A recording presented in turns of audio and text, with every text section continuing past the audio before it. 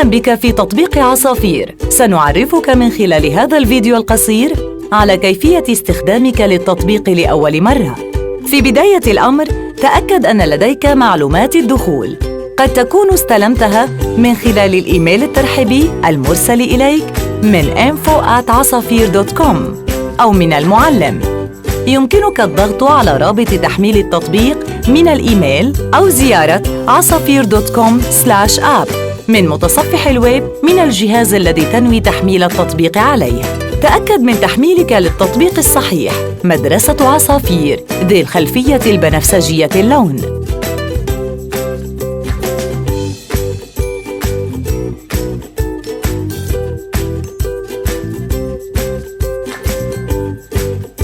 نضغط على كلمة دخول، ثم نقوم بإدخال اسم المستخدم وكلمة المرور.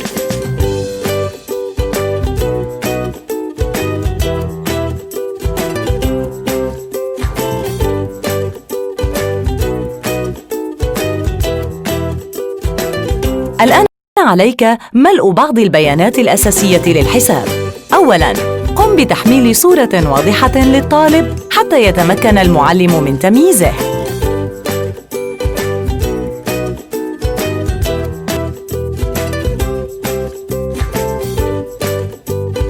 املأ الاسم الأول واسم العائلة.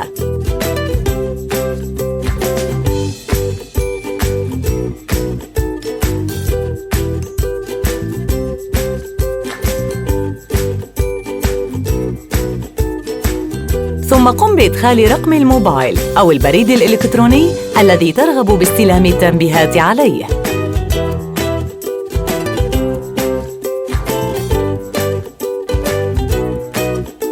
أخيراً، قم بإدخال تاريخ ميلاد الطالب حتى يساعد المنصة في اختيار محتوى مناسب له.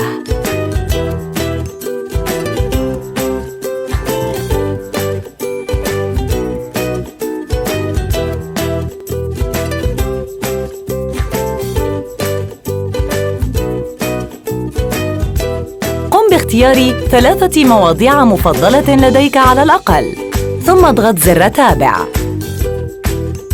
عند دخولك إلى الحساب، تظهر لك أولاً القصص التي نظن أنها مناسبة لك بناءً على ما نعرفه عنك إلى الآن، ثم القصص ضمن مواضيعك المفضلة، ثم كل المواضيع الأخرى. اضغط على أيقونة المكبر للبحث عن القصص وتصنيفها بناءً على مستوى الصعوبة أو الصف أو الكاتب أو الناشر أو غيرها. عند ضغطك على غلاف أي قصة، يظهر لك كل ما يمكنك القيام به: الاستماع للقصة، تسجيل قراءتك لها ومشاركتها مع معلمك، أو حل التمارين. خلال قراءة القصة، إذا واجهت صعوبة في قراءة الخط المستخدم، يمكنك الضغط على هذا الزر لمشاهدة النص المساعد بخط النسخ. يمكنك إيقاف صوت القراءة في الصفحة مؤقتاً ومتابعة الاستماع بالضغط على هذا الزر. في حال أحسست بالتعب، يمكنك الضغط على هذا الزر لترك علامة، ومن ثم المتابعة في وقت لاحق من المكان نفسه. يمكنك الضغط على زر الصوت لكتم الصوت وقراءة القصة بنفسك. يمكنك الضغط على هذا الزر لإعادة قراءة الصفحة.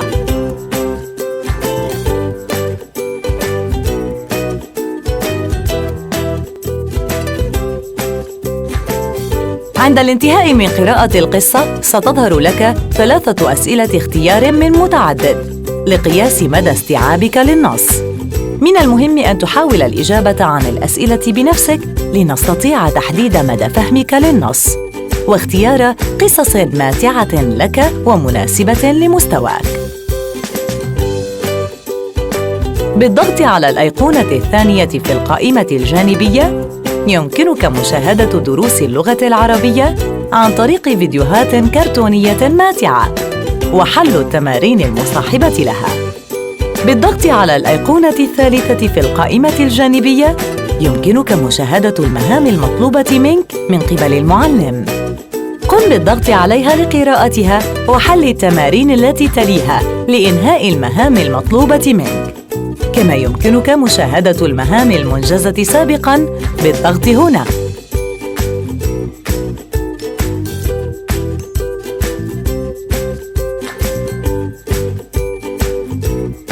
عند الضغط على صورة الطالب ستظهر لك القائمة الإضافية. من هنا يمكنك تعديل معلوماتك، إضافة حساب طالب آخر ليتمكن من القراءة من الجهاز نفسه، تعديل إعدادات التطبيق، معرفة المزيد عن تصنيف عربي 21، مشاركة أو تقييم التطبيق، ونهايةً الخروج من الحساب حال انتهائك من القراءة.